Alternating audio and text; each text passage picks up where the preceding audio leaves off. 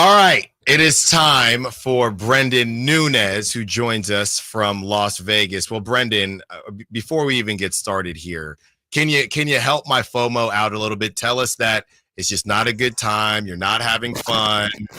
Give me something here. Yeah, I have not been enjoying myself in the slightest, Alan. I definitely did not make a profit last night. Yeah, Oh, it's see, here we been go. horrible. It's been Black horrible out 13, here. man. You should ask Chris. Yesterday, actually, I kind of whooped him around a little bit at Okay, NCAA. relax. Yeah, Well, it's been fine. wait. You're out here Typical playing stuff. NCAA and Yeah, you're for in sure. It was Vegas? release day, bro. We had to. All right, fair enough. Okay, let's get into some Kings talk. As far as the game last night, we talked a little bit about Colby Jones and Drew Timme doing his thing. Let's stick to Drew Timme for a second. Chris and I have had a little bit of fun with it, but seriously, he has been balling and doing some things for the Sacramento Kings. What are the chances that he is on the G League team, or we get at least one text a day talking about Drew Timme? What do you make of him? Do you think he's got a future here in Sacramento? What are your thoughts on Drew Timme? Yeah, I think he's a guy that would make a lot of sense in Stockton. I think it's important to. It seems like the Kings prioritize about 4 or 5 guys in Stockton and then surround them with a team that essentially can function similar to the Sacramento squad. So they can get similar reps in a familiar offensive style and see how they could potentially fit in their system. And I do think Drew Timme, he talked about it yesterday, he kind of strives to be like Domas in a way. And obviously Gonzaga guys that pass the ball at the big position. And I think that having that in your G League program could be pretty valuable. I don't see personally much of a future when it comes to the Sacramento team. I know they still have 2 spots open. I'm not somebody that's looking at Timme as one of those potential spots, but I do think in Stockton, he could make a lot of sense. Similarly to Jordan Ford, a guy that can just kind of help run the show there and make it more fitting to what they're trying to do in Sacramento. So the context is easier for guys you're trying to call up. Wow. So you're kind of thinking of him like a practice squad Domas in a way? I mean, I didn't say that, but no, I mean, I guess that might come off a little disrespectful, but I just more mean in the sense of, like you said, I mean, you have him in the Stockton situation so that when you go to the big club, you're very familiar with, hey, in Stockton, we run through the big man as well. And here it's really much of the same. And we know that the Kings have really tried to make that Stockton situation as close to a pro comp as they could. So that definitely does make a lot of sense. Brenden, yesterday in the post-game interview with Colby Jones, who went absolutely bananas in the game, and we'll definitely get to him in a second, but you posted on actually the station YouTube page, our guy Devin Carter broke up the interview, and it seemed like him and Colby were actually really close, and they were joking around, and I think they dapped up at the end. Definitely seems like those two have a pretty good relationship. My question isn't necessarily about anything that has to do with ball, but how much have you I know you got there yesterday, but how much have you seen Devin Carter around this group? And is he seemingly more involved than you might think for somebody who's not playing right now? Yeah, definitely kind of talking to some of the people out here, specifically like Sean Cunningham talked to a lot yesterday. He was I think there was 2 days in between their first game, and Devin was active at a lot of those practices, just in a, talking with Doug, talking with a lot of the team. I think of Devin might fall into this as well, but really Colby and Keon, I think, are following the same path. Essentially, like Colby is kind of following after Keon in my mind, where played more off ball a little bit in college. Now they're transitioning a bit more into playing on the ball. Not in a traditional way, obviously, because you're still going to run through Fox, you're going to run through Domas, but really just being able to bring the ball up the floor, initiate the offense. I thought yesterday the defense really helped with a lot of that, getting out in transition, making the offense a little bit more simple. But yeah, I mean, they seem to have a good relationship between them. Devin seems like a guy that I really think all 3 of those guys can learn things from each other. They have different skills. Colby's a really good finisher around the rim. I think you saw that touch a little bit yesterday. Keon has a handsiness to his defense, a very active defender when it comes to his hands. And Colby does a little bit of everything. The rebounding, I think, is something that Colby could really pick up. I was talking to somebody yesterday about, like, Colby could be a guy that averages 5, 5, and 5 in the league. Just do a little bit of everything. So Devin definitely seems involved. I don't know if the broadcast caught it. There was a point when Colby made his second or third 3 where Devin dapped him up as he's running down the court, gave him a little high five. So yeah, it seems like a good relationship between the guys. And personally, it's a little reminder that, damn, these dudes are really my age. Fair enough. Talking to Brenden Nunes, Sactown Sports Kings insider. Brenden, this is I guess, an interesting question because you don't necessarily want these situations, but I do think when they happen, they can be exciting for the fan base. Is there anybody that you have on Keon Ellis watch this year or this season? And what I mean by Keon Ellis watch is maybe somebody that you don't necessarily expect to pop, but could end up on the team making an impact. And the reason I say it's an interesting question is because Keon popped because you weren't getting that from some of the other guys on the team. So maybe you don't necessarily want that situation, but could it be a Colby Jones or somebody like that this season? Yeah, Colby is definitely the one that stands out to me there. Like I said, I think they're following a very similar trajectory. I think that Colby talked a lot about, I think Kyle Draper got a chance to talk to him the other day at a practice, and he talked about the fact that the role was just a little bit of an adjustment to him, being prepared to step in at any given moment. You hear that, but I think actually experiencing it from the point where he probably didn't expect anything. And then all of a sudden it's like, okay, we need you tonight.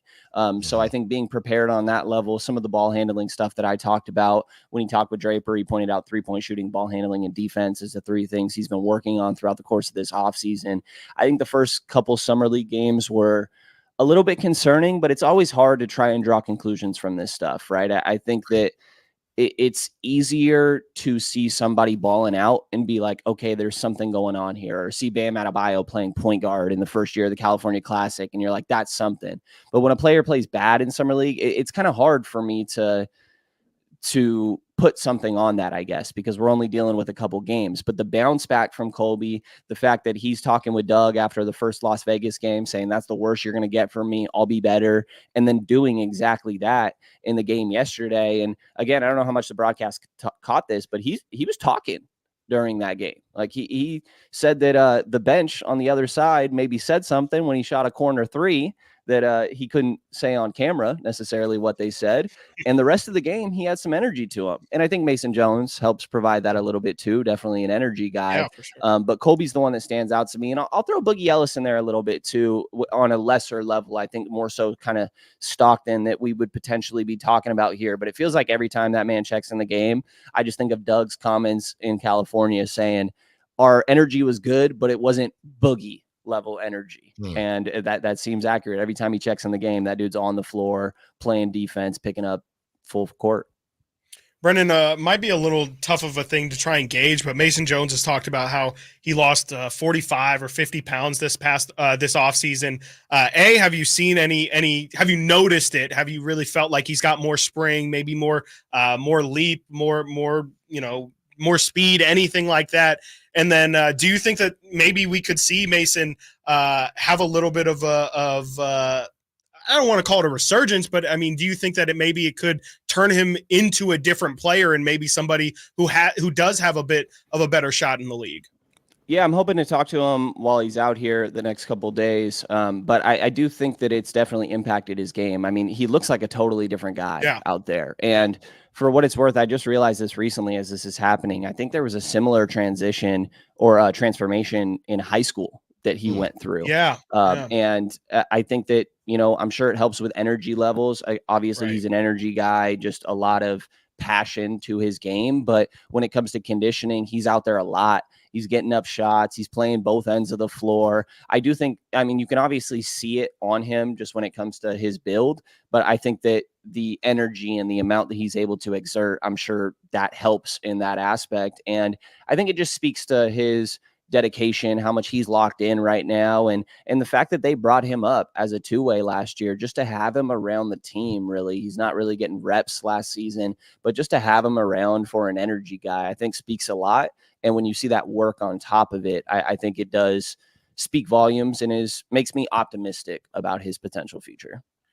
All right, Brenden, a quick one because we know we got to get you out of here to get back to your NCAA. But Brenden, a lot of people were, I guess, freaking out when Monte McNair said what he said to Jason as far as the core and who they're taking into training camp. And this is the quote unquote core going into training camp. What did you think about that when you heard it? Do you believe them, for, I guess, lack of a better question? And yeah, what would you consider the quote unquote core? Yeah, I don't think Jason would mind this. I was talking to him about it a little bit yesterday.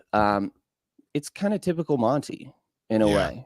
You know, I do think that he said a little more than what I would typically expect. The quote stood out to me for sure and made me think that, okay, they might be sticking with it. But he also prefaced it with, if there's a move out there, we're going to obviously do that, you know? So he kind of covered both sides. And I still think that there's a decent chance that Kevin Huerter kind of seems like the odd man out to me in a way. And obviously after Harrison gone, he's the obvious matching salary in any potential deal. I still think there's a decent chance that they make a deal. I don't look at that and say, okay, they're just done.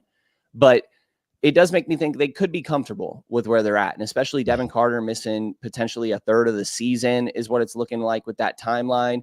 That all of a sudden this guard log jam doesn't really look the same.